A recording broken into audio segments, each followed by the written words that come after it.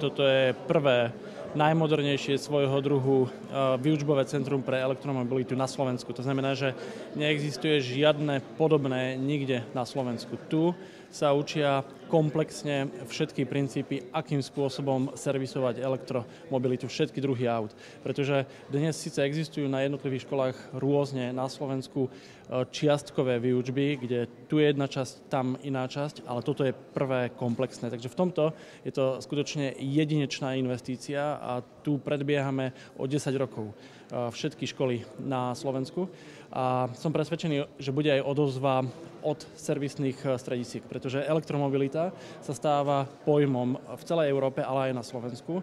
My musíme bojovať proti tomu, že dnes 2/3 študentov chce odísť zo Slovenska a toto je spôsob, akým si myslím, že sa nám to podarí. My v tom budeme pokračovať.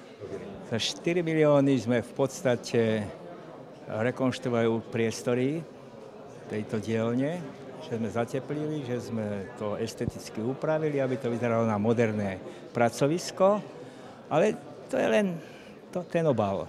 Hlavné je tu, čo vidíte v tejto učebni, v tomto centre, kde teda už sú tie načasové zariadenia dovezené zo sveta, ale tu je ucelená vzorka toho, ako by sme mali pripraviť toho mladého človeka k tomu, aby sa dostal do ozaj špecifického typu pohonu motorových vozidiel, to je elektromotorom, ale takisto hybrid a tak ďalej, aby teda, a nezabudeme zabúdať na spaľovacie motory, dokonca už chceme jednostopé motorové vozidlá, motorky a nákladné autá, automobily sú takisto prešpikované modernou elektronikou.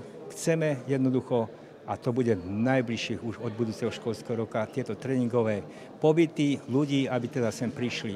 Bavia ma auta, preto som sa rozhodol ísť na túto školu, ale aj kvôli tomu vybaveniu týchto dielní. A teraz sa vlastne aj otvorili na novo. Pekne sú porobené, aj učitelia sú dobrí. Sa nedá porovnať, tak to vybavenie, čo máme teraz, to bolo, čo bolo staré vybavenie, tak napreduje doba vpred a toto je úplne iná kategória. Ako je to uľahčenie a zmodernizovanie celej dielne.